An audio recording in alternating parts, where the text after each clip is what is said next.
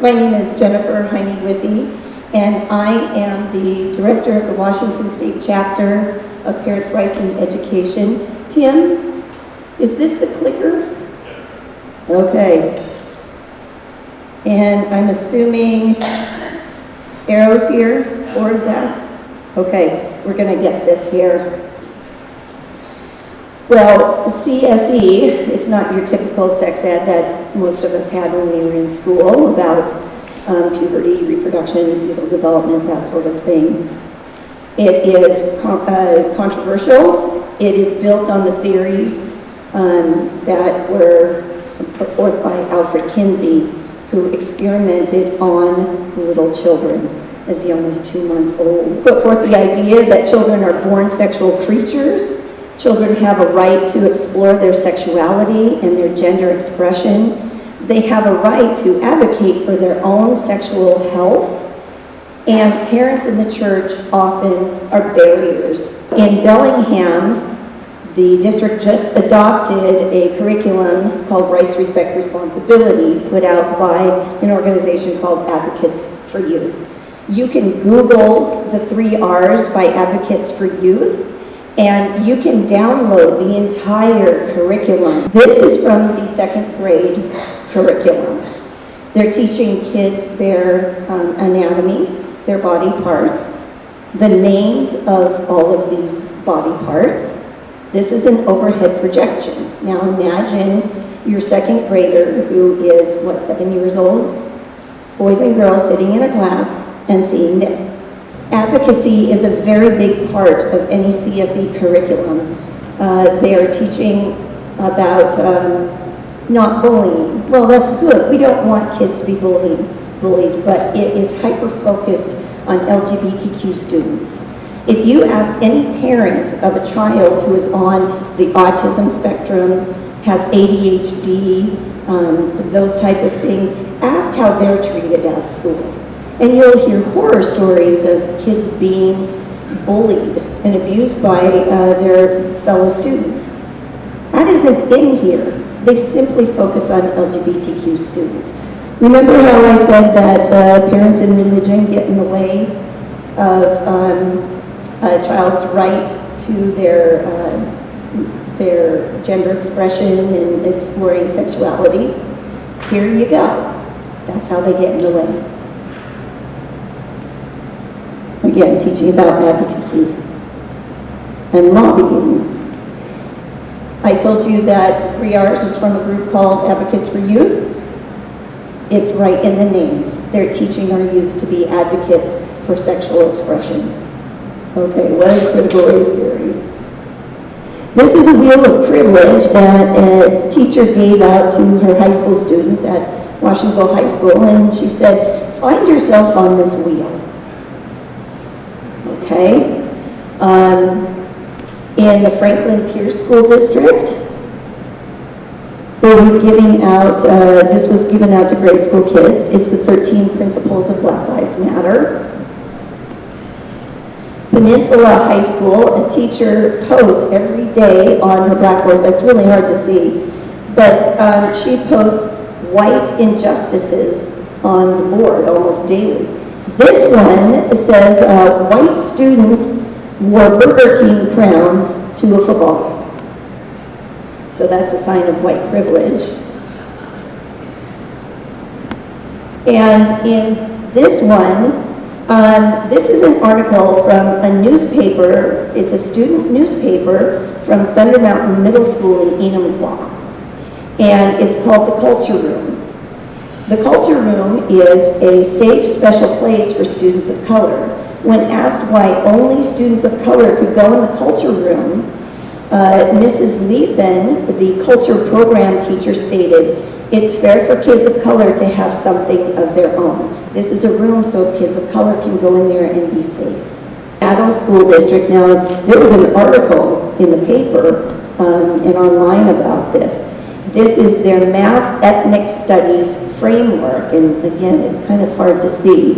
But they talk about power and oppression, the history of resistance and liberation in math, Analyze the ways in which ancient mathematical knowledge has been appropriated by Western culture, identify how math has been and continues to be used to oppress and marginalize people in communities of color. Districts usually tell parents something like SEL teaches kids about their feelings, how to be a good friend, but it goes way beyond being a good friend. SEL teaches kids how to empathize without any moral framework. Lessons are not being guided by parents who are teaching their kids the morals, values, or spiritual and religious principles they want passed on to their children. Instead, teachers are teaching empathy from their value system, encouraging children to feel what another person is feeling, even if the other person's values run contrary to the values of parents. Empathy is quickly followed by advocacy. To be a good friend, you must empathize with them and their situation, and then you must advocate for their rights. They start out teaching, you need to be a good friend, stick up for those kids that are being bullied. And they're very obvious situations out on the playground. A smaller child gets pushed down, stick up for that kid. But then it is followed by, you cannot judge people because they are living a way that it might not be a way that you live. You can't judge. Everybody's life is different. Then you must embrace their lifestyle. Then you must advocate for them. And it leads right into advocacy as a part of comprehensive sexual education and advocacy as a part of critical race theory. CSE teaches students to empathize with LGBTQ students who are bullied, whether the child is being bullied or not. They are supposed to empathize, and then they're supposed to advocate for their rights. They must become an ally. CRT teaches students to empathize with kids of color who are oppressed due to systemic racism, and then they must advocate for their rights and fight racism by checking their own whiteness and becoming an anti-racist. Some artwork she's done, but over on the right is a gender glossary.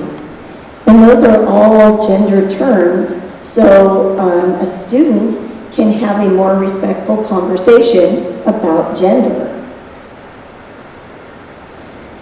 And then it goes on, see if I can see that there.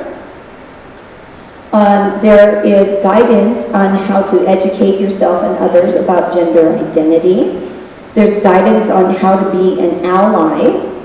There's also instructions for students to visit a website called the Trevor Project. The Trevor Project claims to be the world's largest suicide prevention and crisis intervention organization for LGBTQ youth, but they also advocate for their rights and train young people to be advocates. They claim to do original research, which is examined in depth through the lens of intersectionality by way of their national survey, research briefs and reports, and peer-reviewed journals. If you ever see that and it's linked to things, gender, sexuality, LGBTQ, you really have to look at them because usually their methods and means are not sound. And then, move forward. This is the teacher's guide. And this is, they have classroom activities up there, which sends them to the Trevor Project, ask them to put together an advocacy campaign. This is an example of how social emotional learning weaves its way into the classroom and into other subject areas. So, what can you do? There are lots of things that people can do. First of all, if you are a parent with kids in public schools, take them out. If you absolutely can't take your kids out, and I've talked to many parents who can't. Usually it's a divorce situation. One spouse wants to take their kids out and the other absolutely doesn't. It's a tough position, and I so sympathize with you. You have to become an expert on your child's school. Get to know the teacher. Go and talk to them face to face. Let them know what your values are that you're instilling in your child. Look around the teacher's classroom and see what they've got hanging in their classroom, because you know, teachers who are using the classroom to push an agenda are never shy about it. Opt out of sex ed. All of it. Opt out of it. If you have a child who is K through 3, opt them out of social and emotional learning. Because according to the law, the mandate that was passed, K through 3 is SEL. It's right in the law. In the law, it also states that a parent has the right to see the curriculum and a right to opt their child out. Ask for alternate assignments. If you've got an assignment coming home that you do not approve of, ask the teacher for an alternate assignment. You need to look at your child's homework. Ask for the syllabus. Request a privacy accommodation. We now have a law in Washington State that a child who is transgender has a right to use the facilities that they choose, bathrooms, locker rooms. They have a right to privacy, so the school is not going to tell the students that there's going to be a transgender student in the locker room with them. They're not going to tell parents. It's just one day, your daughter is in changing for PE and in wants a boy. And he has a right to be in there. So I am telling parents to be proactive and request an accommodation for privacy. That's also in the law, that any student that wants an accommodation for privacy, the district must provide that. And I just think, what would happen if a whole horde of parents in a school asked for privacy and accommodation privacy for their student? What would that look like? Let's make these schools live in the world that they've created.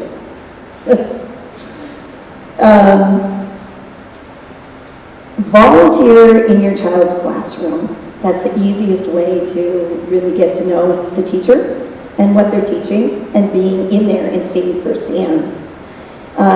You need to be an advocate for your child. Educate yourself. That starts with going to parentsrightsineducation.org. We have so much information on our website and resources and links. Our executive director does a bi-weekly podcast, so you can listen to it. She talks about all these issues facing our kids.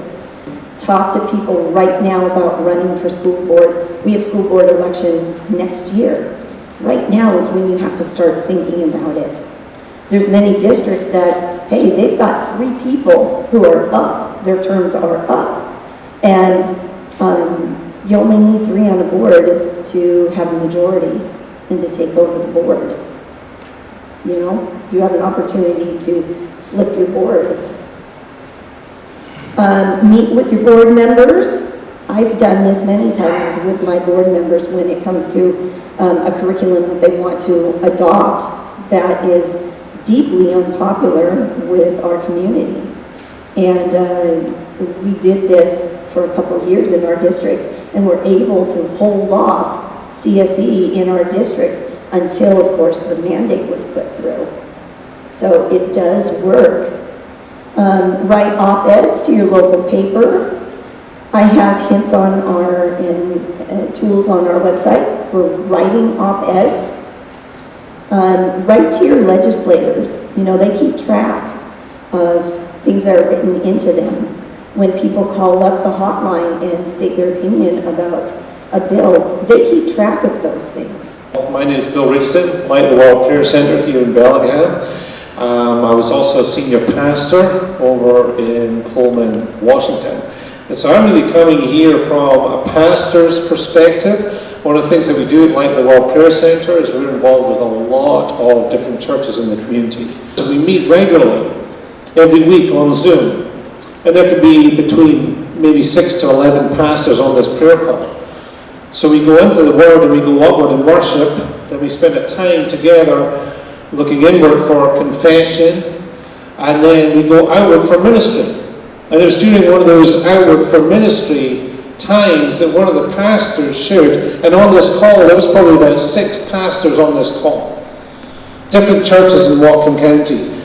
And when we were praying for outward in ministry, this one pastor shared, he said, please can you pray for this young person in my church because they're suicidal.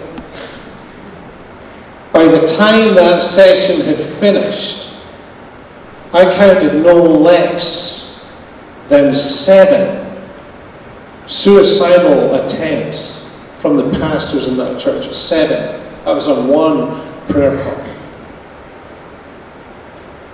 I'll leave the kids' names out. Struggles with anxiety, age 12. Struggles with courage, age 10.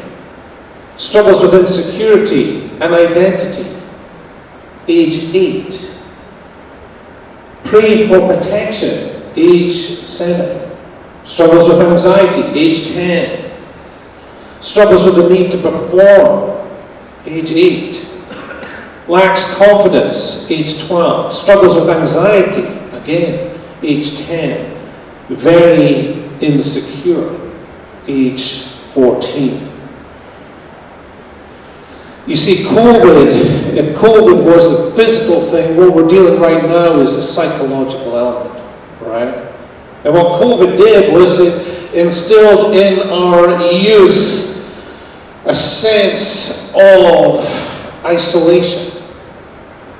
And what we're seeing now is that during that time, the kids are withdrawn socially and they're struggling now to interact. First-year students up in Western right now. I was speaking to a ministry leader 2 weeks ago, okay? And he's saying, Bill, these kids, they're not ready for first year. They can't handle it. They're not mature enough. They're not socially well developed enough, right? Last week I was praying around Whatcom Community College. And do you know what the professor said? I was speaking to one of the teachers. Hey, do you know what? I can't fill an in-person class. Nobody will sign up. If I do an online class, guess what? It's full in a matter of minutes. You fast forward that for 3 years into the workplace, right? And you're going to put kids where they're going to have to be engaged socially in a management structure. 3 credible gun threats. Let me just describe what a credible gun threat is. It's when our local police force take it seriously enough that they will put a police presence in the school. That school will be closed on that day when the supposed shooting is going to take place. So no teachers are allowed in, no students are allowed in. And there was 3 in 3 separate schools. In one of those incidents, they actually got a gun off a guy. There is so much mental illness in our community just now, right? Let me just put that, try to let you imagine that in the mind of the student, right? Where you're going into that situation, you don't know whether or not you're going to get shot. Imagine that in the mind of the teacher. Am I going to be able to protect my kids today? Kids that I love? Are they going to come in and shoot up in my classroom? What about the parent? What about the parent dropping their kids off into that? Incidentally, you know, one of those, the police were investigating it. Do you know what? It was actually one of the students who'd done a hoax. But the school was still closed. Every Tuesday night, 4 o'clock, come and join us. There's a team of us. We pick a school in Whatcom County, not just a Christian school. We'll go around all the schools. And do you know what we're praying for over that school? We're praying for protection. We're praying against addiction. We're praying for the students. Not just Christian students. We're praying for the faculty. We're praying for the kids there. Because prayer is going to make a difference in our nation. Amen? we've been too complacent in it. We have. We've been too apathetic. We're more interested in seeing them perform sports on a Friday night than we are building them up in the faith.